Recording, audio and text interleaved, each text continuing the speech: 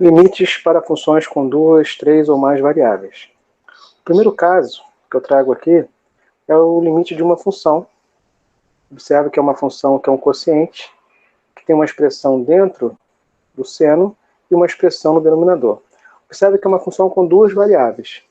Se a pergunta aqui fosse para calcular o domínio, observe que essa função existe para qualquer par xy, exceto para o par 0, 0. Então, o domínio dessa função, até aqui, o domínio dessa função aqui, em particular, é todo R2, com exceção do ponto 0, 0. Para mim esboçar essa ideia, teria que fazer aqui todo o plano XY, posso considerar todo o plano XY, com exceção da origem. Tá? Seria pintar tudo e excluir aqui a origem, deixar uma bolinha aberta aqui na origem. O que isso quer dizer? Que essa função aqui aceita como entrada qualquer ponto. Se eu perguntar assim, qual é a imagem dessa função no ponto 0, 0? É claro que a imagem não existe, porque essa função aqui não está definida no ponto 0, 0. Porém, ao se tratar de uma questão de limite, o ponto xy não é igual a 0, 0. Ele tende a 0, 0. E diferente de um limite com uma variável só, quando você tinha apenas o eixo x, quando você se aproximava de um ponto, por exemplo, do ponto A, você poderia se aproximar pela direita ou pela esquerda. Né? Tínhamos os limites laterais. Agora nós estamos numa dimensão maior. Nós estamos no R2. Ora, eu posso me aproximar desse ponto pela direita? Posso. Por exemplo, eu posso me aproximar da origem pela direita, mas posso me aproximar pela esquerda, posso me aproximar por cima, posso me aproximar por baixo, posso me aproximar de forma inclinada pela diagonal, ou por outra reta mais inclinada ou menos inclinada, posso me aproximar desse ponto seguindo uma parábola, posso me aproximar desse ponto seguindo uma senoide, posso me aproximar desse ponto por infinitos caminhos. Enquanto antes eu só tinha duas possibilidades, o limite pela direita e pela esquerda, e essas duas possibilidades eram todas, eu poderia mostrar que o limite existe calculando todas, que eram apenas duas, e verificando se os limites laterais são iguais ou não. Se fossem iguais, o limite existe e é aquele valor. Se fossem diferentes, o limite não existe. Porém agora, como eu estou no R2, eu não tenho como esgotar todos os caminhos possíveis.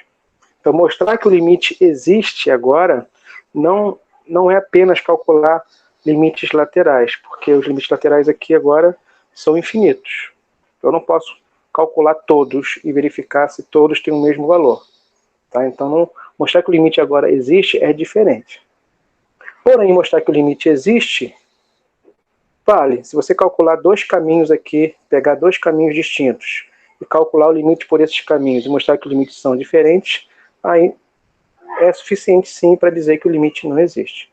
Tá? Então alguma coisa a gente aproveita lá do limite, né, de funções como uma variável só, outras coisas a gente vai ter que mudar. Tá bom? Essa função aqui, por exemplo, se você observar, ela é seno de uma expressão e o denominador tem a mesma expressão. Isso nós já tínhamos visto no curso de cálculo, né, ou de pré-cálculo, dependendo, né, da sua grade.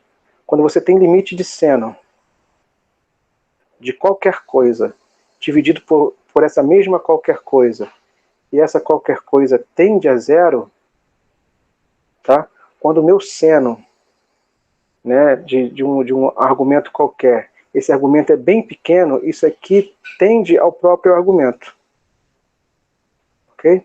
Então, quando eu estou calculando seno de valores próximos de zero, o resultado é aproximadamente o mesmo valor. Tá? Então, essa razão aqui tende a 1.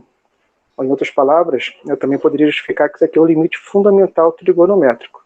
Tem outras maneiras de justificar esse resultado, mas essa é a mais prática delas. Tá? Por exemplo, você pode também calcular o seno no círculo trigonométrico. Se você pega aqui um arco, a projeção no eixo y é o seno desse arco. Se você tem θ aqui, aqui eu tenho seno de θ. Ora, se esse arco é bem pequenininho, a projeção dele aqui é aproximadamente o próprio comprimento do arco. Esse aqui tende a x. Então, x dividido por um valor próximo a ele, a razão tende a 1. Então, o limite fundamental trigonométrico. Observe que aqui é algo parecido. É claro que tem duas variáveis, mas eu tenho seno de qualquer coisa dividido por essa mesma qualquer coisa. Então, aqui cabe certinho nesse padrão do limite fundamental trigonométrico, por isso eu posso concluir que esse limite é 1. Okay? Lembrando lá do limite fundamental trigonométrico. E essa conclusão não foi feita tomando um caminho específico, ou outro, ou pela direita, ou pela esquerda, ou por cima, ou por baixo. Eu não tomei consideração nenhuma, ou seja, isso aqui vale para todos os caminhos. Tá? Então, o primeiro caso aí de limite que a gente pode calcular é um limite com essa estrutura, similar ao limite fundamental trigonométrico. Ok? Bom, mas o que pode ser diferente disso? Por exemplo, essa função aqui. Também uma função com duas variáveis. O domínio é todo R2 com exceção do zero. Então ela não existe no ponto 00. A imagem dela no ponto 00 não existe. Porém, se eu estiver perto do ponto 00, esses pontos têm imagem? Sim. Se eu estiver perto do ponto 00, esses pontos têm imagem. No 00 não tem. Mas pertinho aqui na vizinhança de 00 tem. Tá?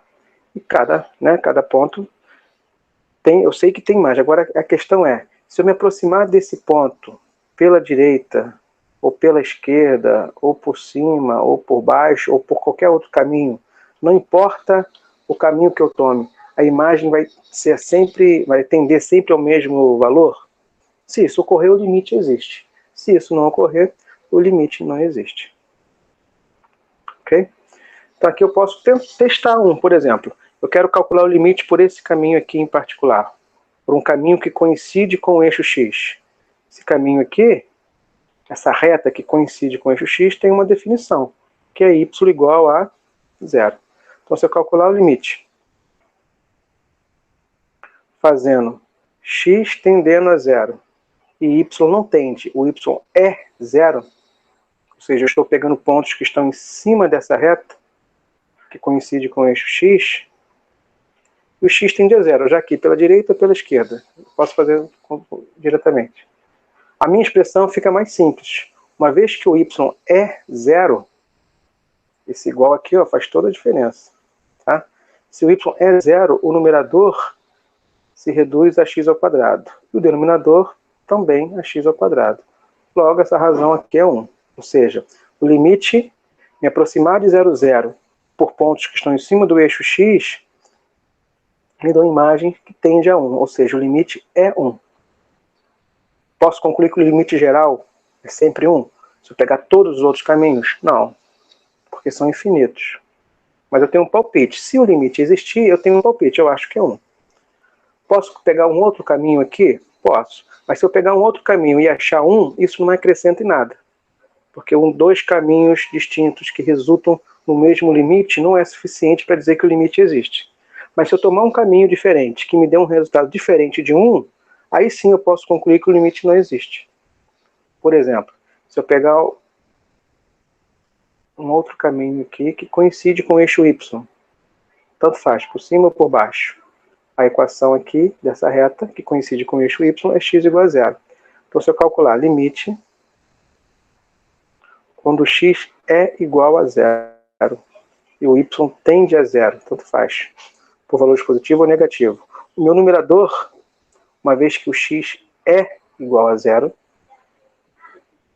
vai ser menos y ao quadrado. E o denominador, y ao quadrado. Essa razão aqui é menos 1. Ou seja, dois caminhos distintos que me deu resultados diferentes. Isso aqui equivale a dizer que limites laterais são diferentes lá de pré-cálculo. Tá? Posso concluir o quê? Que o limite geral não existe. Então, se você apresentar dois caminhos distintos com limites diferentes, você mostra que o limite não existe.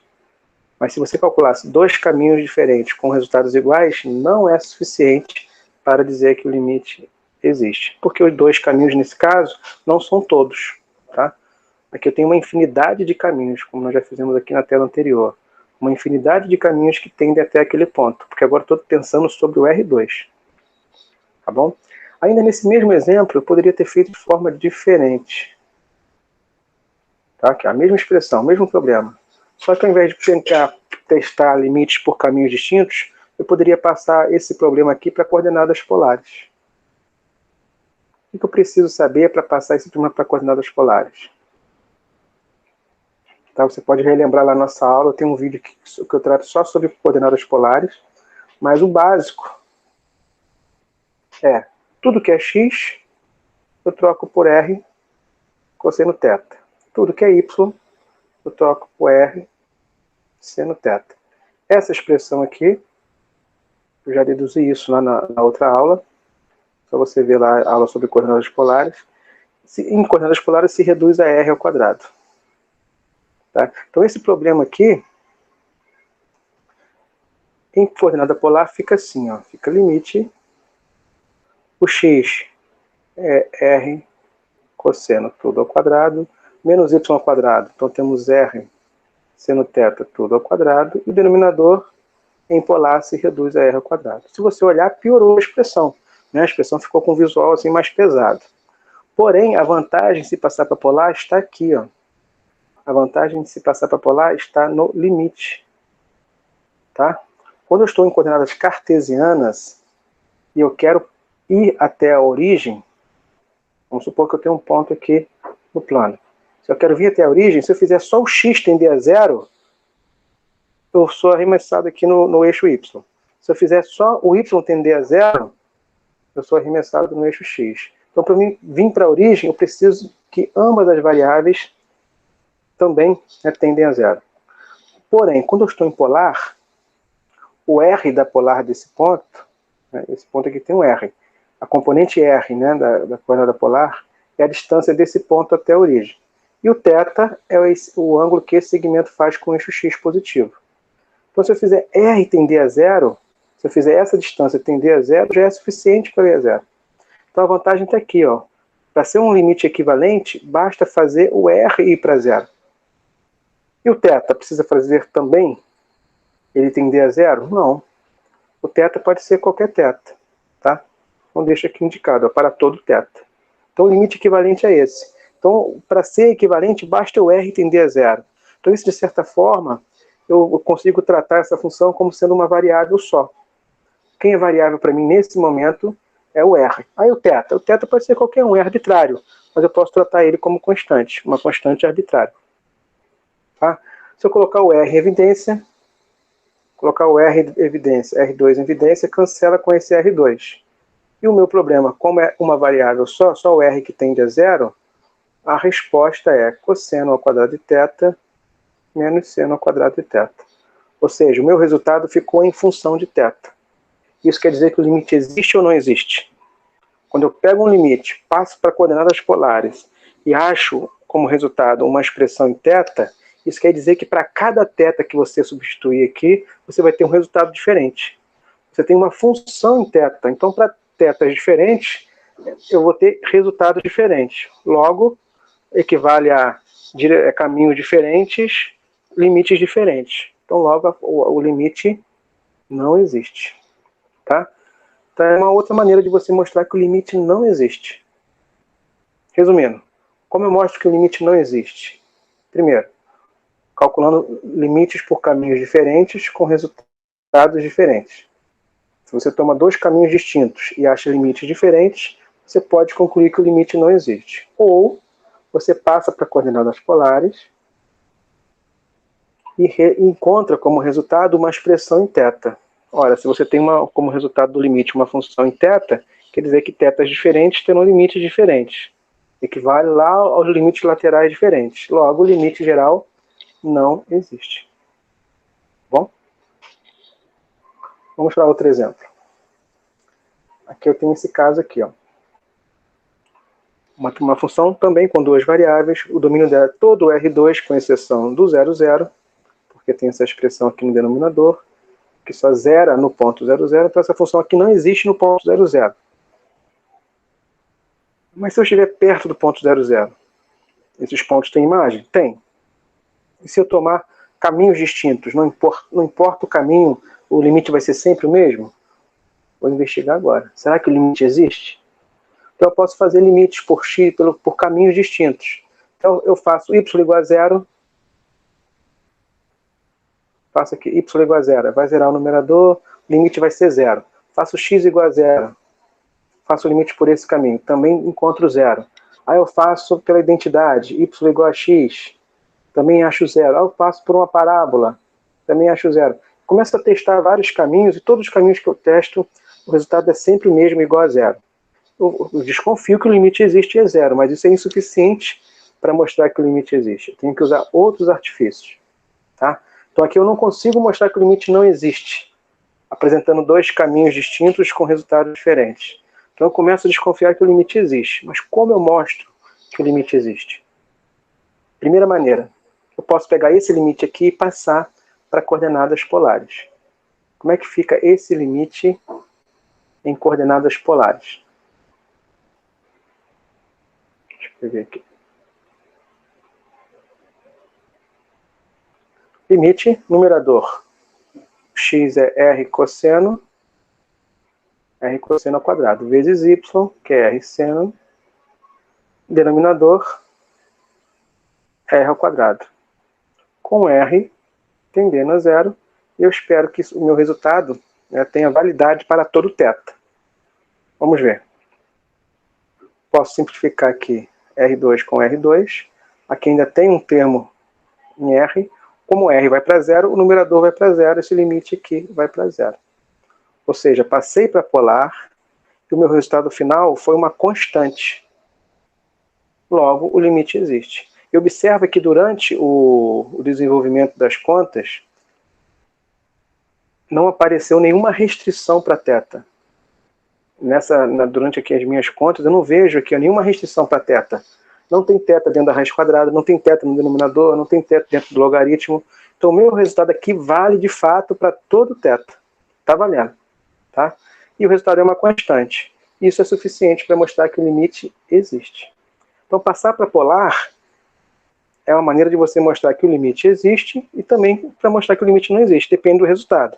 Se o resultado for uma expressão em θ, você conclui que o limite não existe. Se o resultado for uma constante, e atenção, não aparecer restrições para θ, você mostra que o limite existe. Tá bom? Só que tem casos que, às vezes, passar para polar pode ficar bem complicado. Então existem outras maneiras de mostrar que o limite existe. Por exemplo, se for o caso aqui do limite fundamental trigonométrico, ou se eu usar um teorema.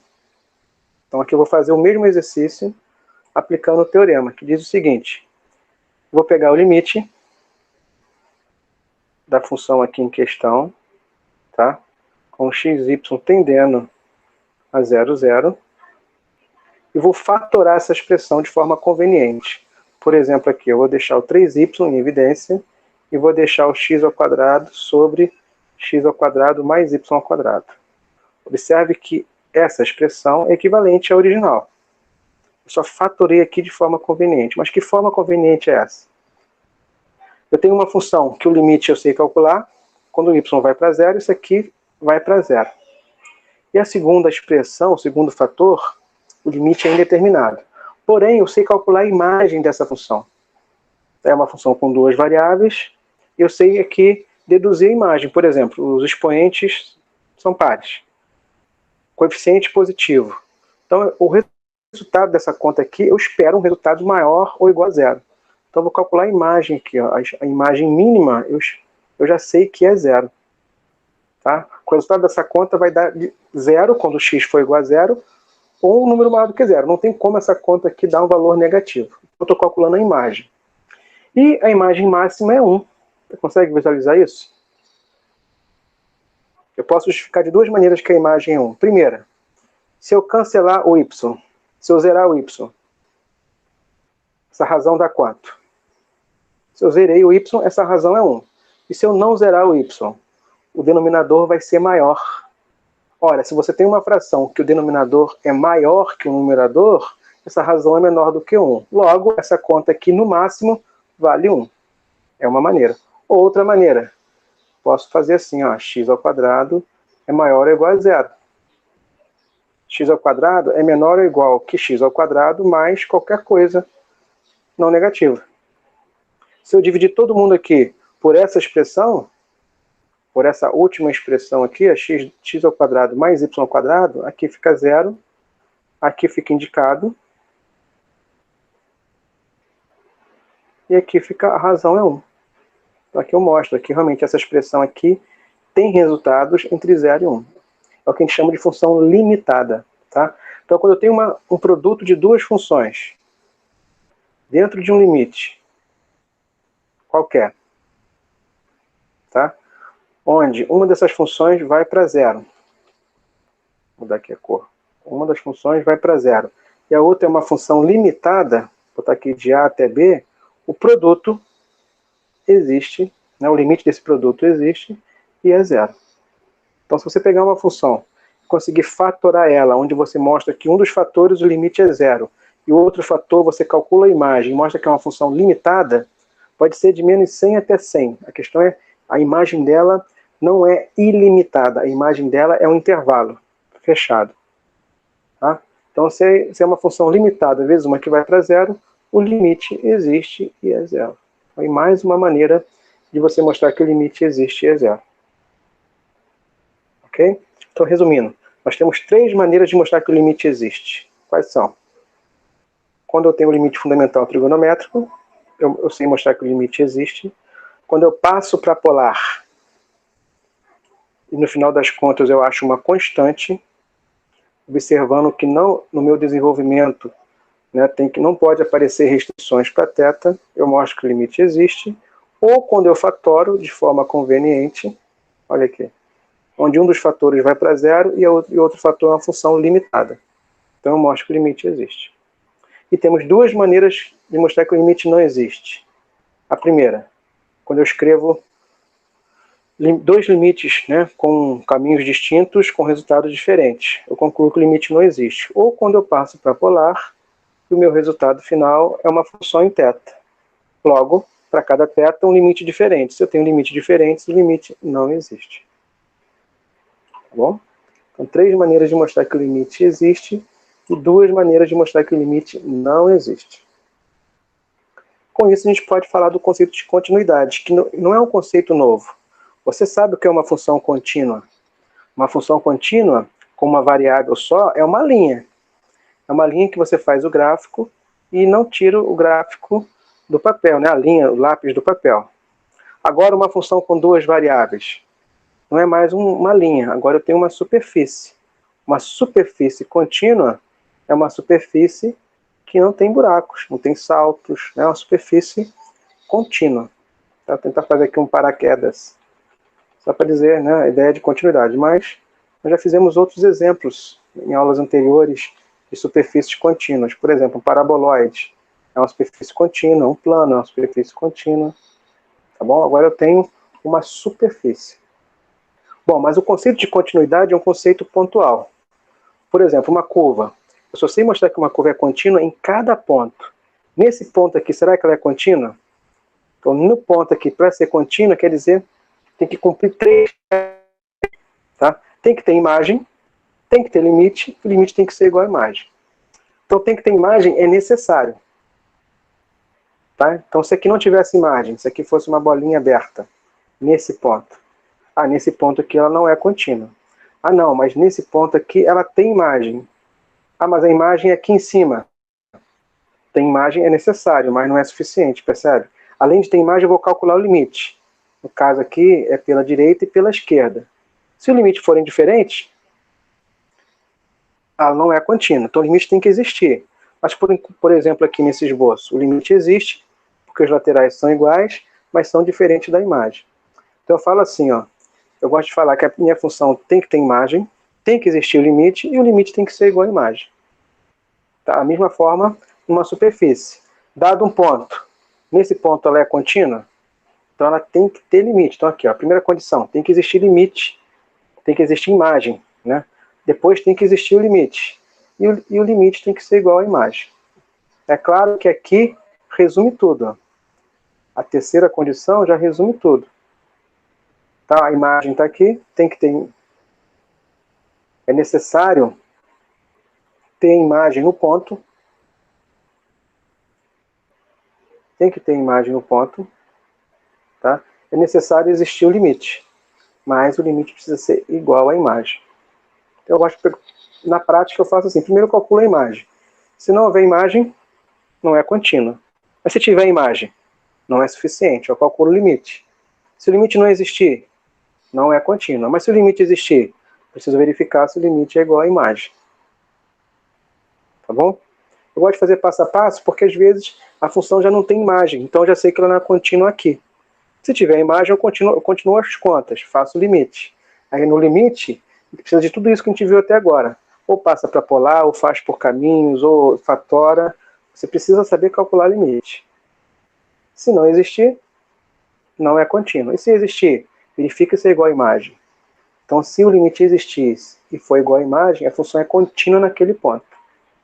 Tá bom? Então, ela é contínua aqui.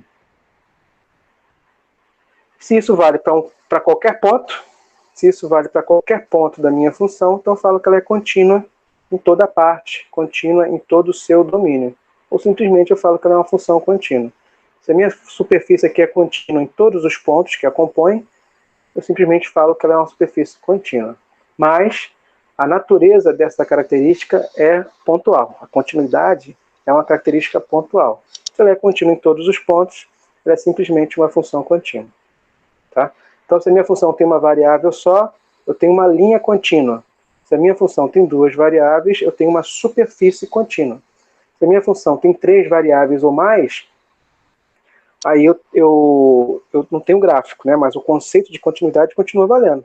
Eu posso ter uma função com 30 variáveis e ela ser uma função contínua.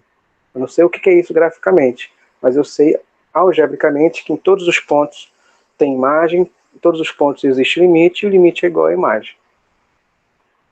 Tá bom? Vamos fazer um exemplo. Olha aqui. Um exemplo ainda de funções, uma função com duas variáveis. Essa função g, ela existe no 0, 0, e a definição dela é 0, a imagem dela é 0. Para os demais pontos, ela tem outra regra. Tá? Então, eu posso falar que o domínio dessa função é todo R2. Posso ou não posso? Ela está bem definida em todo o R2. Ela existe no 0, 0, pela segunda definição, e ela existe nos demais pontos pela primeira definição. Então ela está definida em todos os pontos do R2. Então ela existe em todo o R2, o domínio dela é todo o R2. Eu posso falar que em todos os pontos aqui tem imagem. Mas isso não é suficiente para dizer que se ela é contínua. Tá? Então eu vou pensar aqui em duas partes. Por exemplo, para o ponto 0, 0. Tá? Para xy igual a 0, 0. Ela é contínua nesse ponto? Tem imagem? Olha lá os critérios. Tem imagem. A imagem no ponto 0, 0 existe pela definição ali e é 0. Ótimo. Mas não é suficiente para dizer que é contínua. Eu preciso calcular o limite. Quanto que é o limite dessa função quando eu me aproximo de 0, 0? Aí que está. Atenção aqui. Quando eu me aproximo de 0, 0, eu estou em qual definição? Na primeira ou na segunda? Quando eu estou perto de 0, 0, eu sou igual a 0, 0 ou sou diferente? Eu estou em território diferente de 0, 0. Então, na hora do limite aqui, você tem que jogar a primeira definição. Tá? E é um limite que nós já calculamos agora há pouco. E vimos que esse limite não existe. Logo, no ponto 0, 0, a minha função não é contínua. Tá? Vou jogar a letrinha aqui. Logo, não é contínua.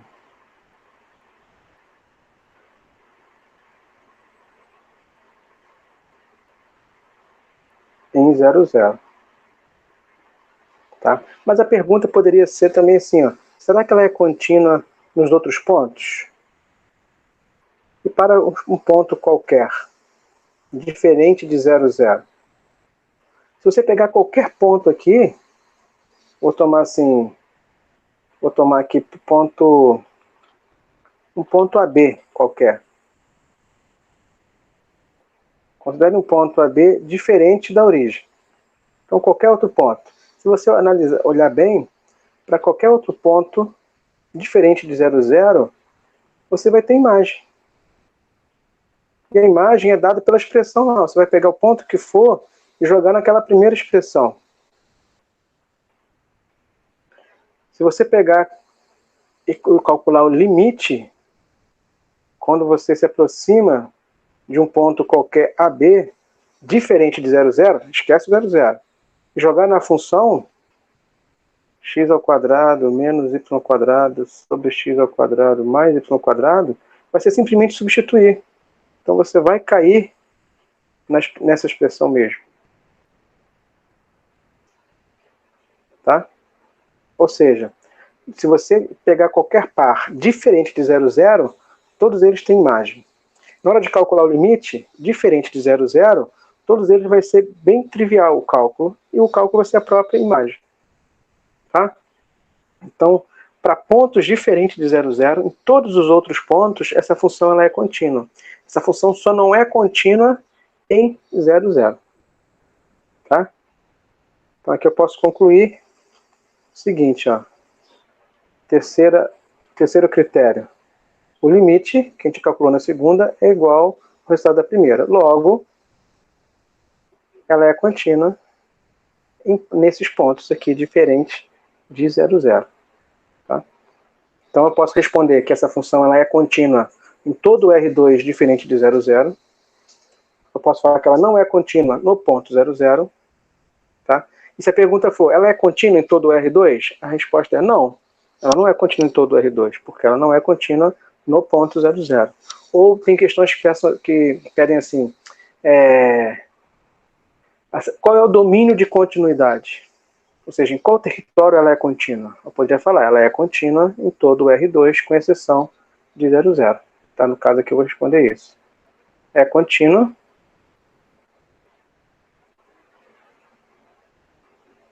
em todo o R2, exceto ponto 0, 0.